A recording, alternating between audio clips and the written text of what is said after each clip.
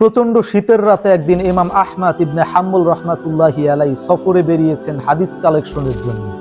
সে মাগরিব ও এশার নামাজ পড়ে একটা মসজিদে শুয়ে পড়লেন আর শুয়ে শুয়ে হাদিস পড়তেছিলেন আর ভাবতেছিলেন রাতটা মসজিদেই কাটিয়ে দেই।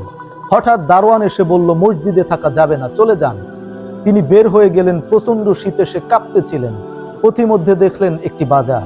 বাজারে একজন রুটি বিক্রেতাকে দেখলেন আর তাকে সালাম জানিয়ে বললেন, যুবক, আমার যাওয়ার জায়গা নাই, সফরে বেরিয়েছি, শীতে কষ্ট পাচ্ছি, রাতে যদি তোমার এই চুলা থেকে একটু আগুন পোহাই, কোনো সমস্যা? যুবক বলল, না না, আহলান সাহলান, কোনো সমস্যা নাই। আল্লাহর শুকরিয়া করে তিনি বসলেন আর আগুন পোহাচ্ছেন আর খেয়াল করলেন যুবক রুটি বানায় আর পরে আস্তাগফিরুল্লাহ, রুটির দলা বানায় আর পরে আস্তাগফিরুল্লাহ, খামির বানায় আর পরে আস্তাগফিরুল্লাহ, খালি এটাই পড়তেছে। ইমাম তো অবাক, কিরে খালি আস্তাগফিরুল্লাহ পড়তেছে, মা হাযা Sabab, what is the reason, এর কারণ কি? তিনি প্রশ্ন করলেন, যুবক, আসার পর থেকেই দেখতেছি তুমি যাই করো তাতেই বলো আস্তাগফিরুল্লাহ।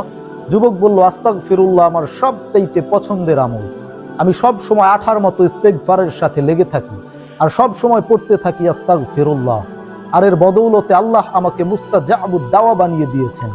আহমদ ইবনে হাম্বল সুপার ক্যালিফ্রাজিলিস্টিক এক্সপিয়ালিডোসাস কিং কর্তব্য বিমূঢ়, বিস্ময়ে অভিভূত হয়ে বললেন, মাযা তাকুলু, তুমি মুস্তাজাবুদ দাওয়া, রুটিওয়ালা? আমি এত বছর যাবৎ হাদিস পড়াই, আমি মুস্তাজাবুদ দাওয়া নই, আর তুমি দোয়া করলেই কবুল হয়ে যায়? যুবক বলে, নাআম, ইয়েস, আনা মুস্তাজাবুদ দাওয়া, আমি মুস্তাজাবুদ দাওয়া। আমি আমার জীবনে যত দোয়া করেছি সব দোয়া কবুল করে নিয়েছে আল্লাহ, একটা দোয়া ছাড়া। ইমাম বললেন, কি সেই দোয়া? যুবক বলতে শুরু করলো, আমার জীবনে যেই দোয়াটা আল্লাহ কবুল করে নাই সেটা হচ্ছে, আমি অনেক চেয়েছি, অনেক দোয়া করেছি, যে শুনেছি এই জামানার সবচেয়ে বড় মুহাদ্দিস নাকি ইমাম আহমদ ইবনে হাম্বল রাহমাতুল্লাহি আলাইহি। আল্লাহ, তোমার কাছে আমার চাওয়া হলো আমি যেন ইমাম আহমদ ইবনে হাম্বলকে দেখে মরতে পারি। দেন আহমদ ইবনে হাম্বল রাহমাতুল্লাহি আলাইহি ইমোশনাল হয়ে চোখের পানি ছেড়ে দিলেন আর বললেন, যুবক, তোমার এই দোয়াটাও কবুল হয়ে গিয়েছে। আহমদ ইবনে হাম্বল তোমার দরবারে ছুটে এসেছে।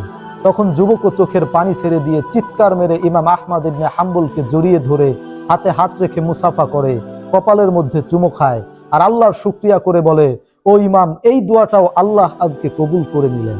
এরপরেও জাতি আজ আস্তাগফিরুল্লাহ পড়েন। Very bad, very bad.